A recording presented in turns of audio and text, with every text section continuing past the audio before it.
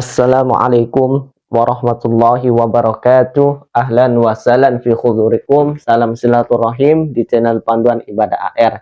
Insya Allah kita kembali untuk sama-sama belajar. Kali ini kita akan sama-sama belajar mengenai mujibatul ghusli, yaitu yang mewajibkan mandi besar. Ada beberapa yang diwajibkan kita harus mandi besar. Yang pertama adalah ilajul hasyafati fil farji, yaitu masuknya hasyafah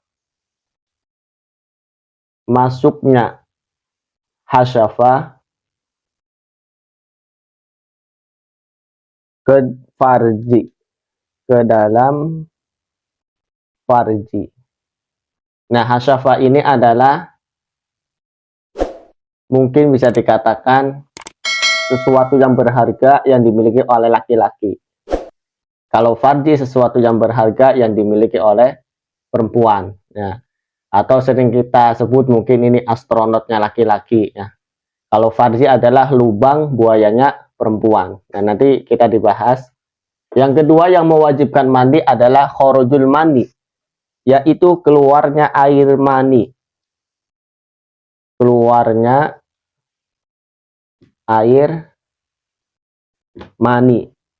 Yang ketiga yang mewajibkan mandi adalah wal haidu, yaitu haid. Yang keempat yang mewajibkan mandi adalah an-nifasu. An-nifasu, yaitu nifas. Yang kelima yang mewajibkan mandi adalah al-wiladatu. Al-wiladatu. Al-wiladatu yaitu melahirkan. Melahirkan. Yang keenam terakhir adalah al-maut. Al-maut yang keenam. Al-mautu yaitu meninggal.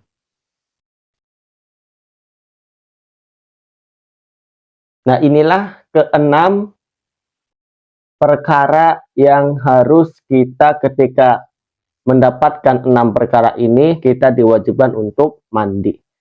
Yang pertama masuknya hasyafah, yaitu sesuatu yang berharga laki-laki, astronotnya laki-laki ke dalam farji, yaitu lubang buayanya perempuan. Nah, jadi ketika ada seorang suami istri berhubungan, nah ini bagi suami istri yang berhubungan, kemudian hasyafah ini adalah barang laki-laki atau astronotnya laki-laki, yaitu hasyafah itu kepalanya. Ya, jadi kepalanya, contoh, ini mohon maaf ya, ini barang laki-laki. Nah, kemudian ini kepalanya. Ini kepala laki-lakinya, astronot kepalanya, kemudian masuk ke lubang buaya. Nah, walaupun masuknya segini, ya jadi nggak penuh, ini sudah mewajibkan mandi, meskipun tanpa keluar air mani. Nah, jadi kalau sudah masuk si kepala ini ke lubang buayanya sang istri, maka mewajibkan mandi, meskipun tidak keluar air mani. Ya, makanya rugi kalau cuma masuk segini, nggak keluar air mani, tapi tetap mandi ya.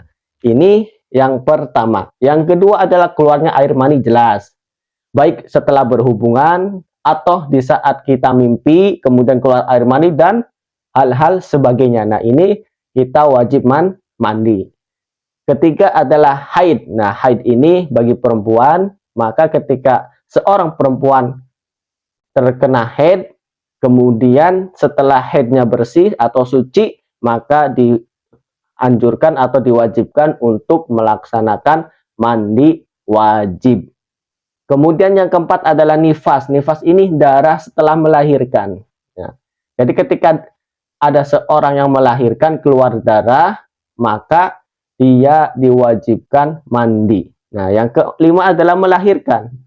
Nah, melahirkan ini ketika melahirkannya tidak dibarengi dengan nifas. Contoh, ada seorang perempuan melahirkan, kemudian langsung bersih, tidak mengeluarkan darah, maka pada saat itu pun diwajibkan untuk mandi besar. Akan tetapi kalau seorang perempuan melahirkan, kemudian keluar darah nifas, maka mandinya setelah darah nifas itu bersih atau suci ya. Jadi jangan sampai kita melahirkan, keluar darah nifas, kita mandi dulu melahirkan, habis itu nifas suci, mandi lagi. Nah, bukan seperti itu, tapi kalau melahirkan dibarengi dengan darah nifas, maka mandinya setelah darah nifas bersih. Tetapi kalau melahirkan tapi tidak mengeluarkan darah nifas, maka kita diwajibkan mandi pada saat setelah melahirkan. Dan yang keenam adalah meninggal. Nah, meninggal ini kita wajib dimandikan, bukan mandi ya.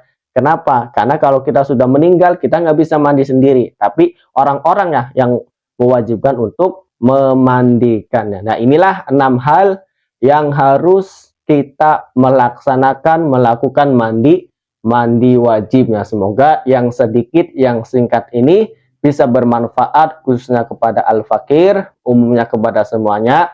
Silakan bisa dikomen, silakan bisa kasih masukan manakala banyak kekeliruan atau kesalahan. Mohon ampun kepada Allah Subhanahu wa taala. Wabillahi taufiq wal hidayah. Assalamualaikum warahmatullahi wabarakatuh.